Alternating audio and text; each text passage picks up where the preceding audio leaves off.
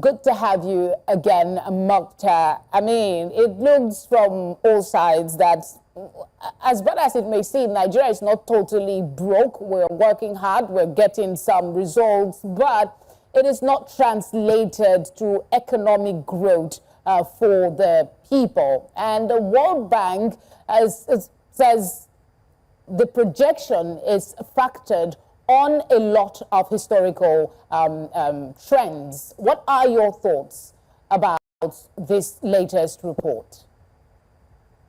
Well, Felicita, I don't think it should be anything for us not to be concerned about, but it's nothing new. If you're in the country, you know that poverty has keep getting high by the day. The rate of Nigerians going into poverty, the rate of Nigerians able to make a living is becoming a struggle by the day. So that report didn't come to me as a surprise, and it just tells you that what we keep saying, that economic policy itself driving growth of 3-point-something% does not all go well for a population of over 200 and something million. We should be seeing double-digit growth for us to be really feel the impact of whatever economic policy that we are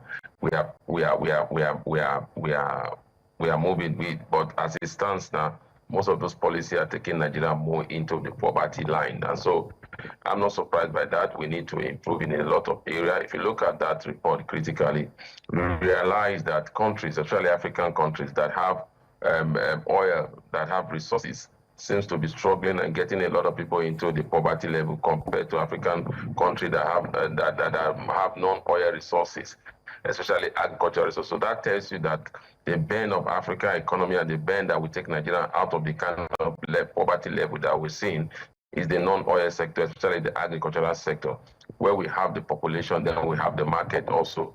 So for me, I think that's also a pointer to government to do more in trying to build that non-agricultural sector. One of the things that the World Bank identified is inequality. It says this is the reason why the effects of the economic growth are not felt by everyone. According to the bank, the effects of the growth are weakened by high inequality and exclusion. What more policy interventions can the Nigerian government take to perhaps alter the World Bank projections somewhat in this regard? Well, Felicita, again, when you talk about inequality, I think the World Bank is not even going so detailed into it. In Nigeria, when you talk about inequality, you talk about the party that you belong to. So if you don't belong to the ruling party, you suffer a lot of inequality, whether as a state or whether as a local government or whether as a senator or whatever you are. So definitely that's the highest level of inequality. And once you have political inequality, that means development will not spread to the grassroots. And that, for me, is the major challenge that we are having in Nigeria. So inequality, in a sense, is not only in the place of rule of law. We don't need to even go into that. That one is huge.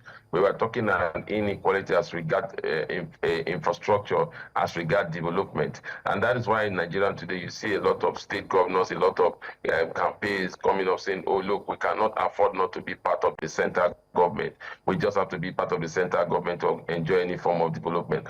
That is the largest form of inequality that we are seeing in this country. And that needs to be addressed. We should all know that when you become a political leader, you are no more the leader of APC again. You are no more the leader of PDP. You are no more the leader of AGAB. You are no more the leader of Labour Party. You now become the president of the Federal Republic of Nigeria. So Nigeria itself should be your constituency rather than playing inequality by party. Oh, this party belongs to us and that. So for me, that's the greatest form of injustice.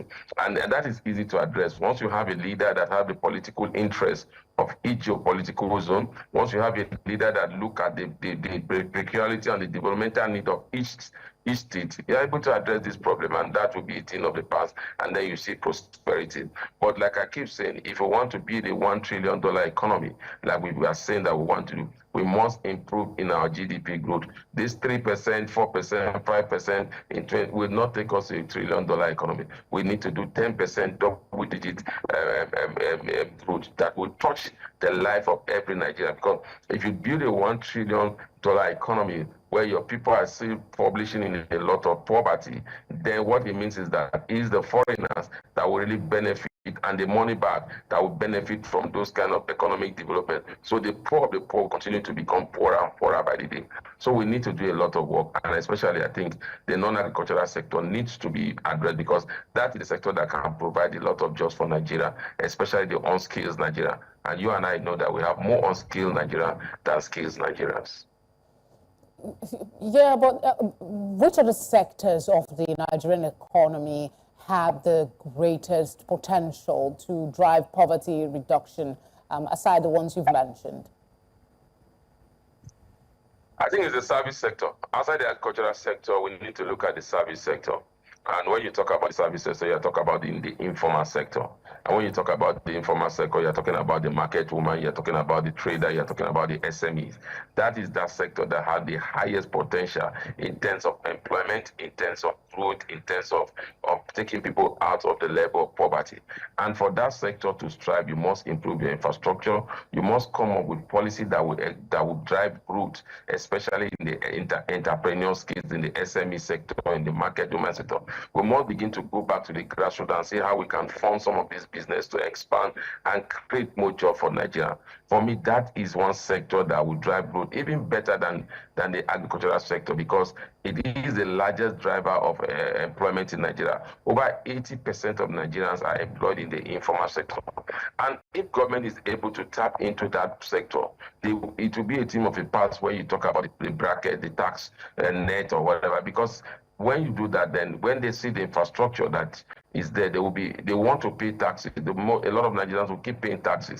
And when those businesses begin to grow, they pay taxes because they see what infrastructure is helping to grow their business. So that service sector is the key driver. But for that sector to strive, both the physical and the monetary side have to come together, synergize together, see how they can help growth in terms of low cost of funding for that sector, in terms of direct intervention, not direct intervention in the sense of throwing cash to them, but direct intervention in the sense of trying to help them in developing more business skills for expansion, for development, and most especially for managing of their resources for potential growth and enlargement of their businesses.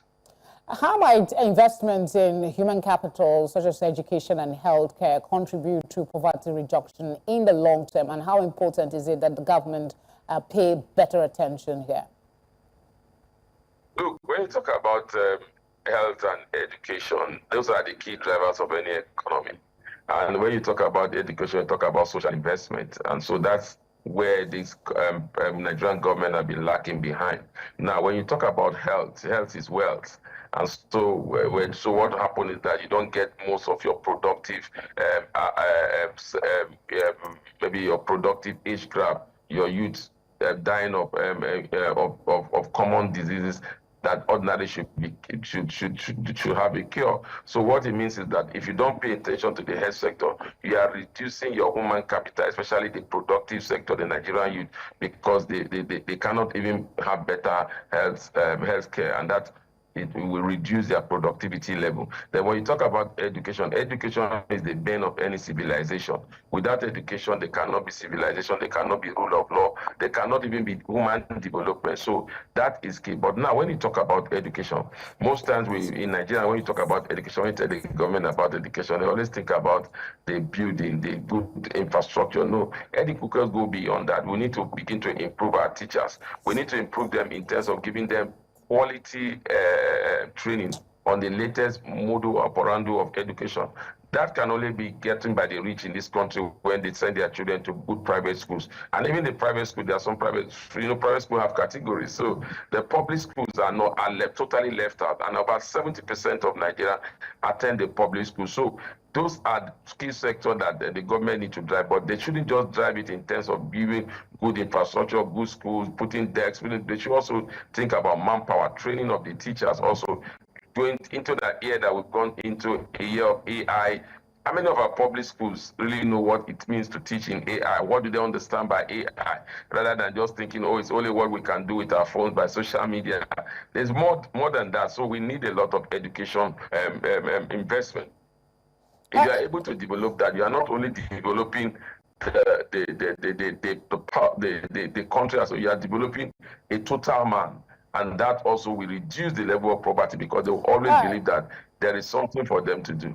I want a quick thought here on this as well. Isn't Nigeria's participation in regional economic communities such as the African Continental Free Trade Area meant to aid it to some extent by reducing its poverty rate? Felicity, that's a big problem because, again, that's what I say, a big challenge for Nigeria because we have not been able to take advantage of the African Continental Trade Agreement. It's not because we don't want to, but it's just because that when you look at that agreement and you look at Nigeria, you look at the kind of goods we produce, and then you look at the cost of production. What it means is that a good that is produced in Ghana is cheaper than a good that is produced in Nigeria, and Nigeria have the market. But again, if you bring a good from Ghana because we have the market to compete with the Nigerian goods, then Nigerian goods will suffer. A lot of even most Nigerians will still buy the Ghanaian good because of the cost. And if you take Nigerian goods to Ghana, Nigerian goods will be more expensive, so the Ghanaian good will buy. So it's all boiled down to cost of production, which is a very very topical issue in Nigeria now. And when you look at cost of production, you are not just looking at only the fund. You are looking at cost of production in the area of productivity, cost of production in the area of manpower, cost of production also in the area of infrastructure. So you realize that to produce a particular product in Nigeria is more expensive because this is driving that by high energy costs, high cost of petroleum product, whether PMS or whether gas, whether diesel, the lack of electricity. All these contribute to cost in terms of cost of production. That makes Nigerian goods more expensive. So that is the major challenge. Why we as a country, we're having the population, we are not definitely so ready to go into the African Continental Trade Agreement. We still prefer doing businesses with Chinese. We still prefer doing business with the United States. We still prefer doing businesses with European nations than doing businesses with our fellow Africans, because what it means is that most of our products are too expensive when you take them to African countries. All right, Muktar, always a pleasure to have you on the news. Thank you for the insight you've provided.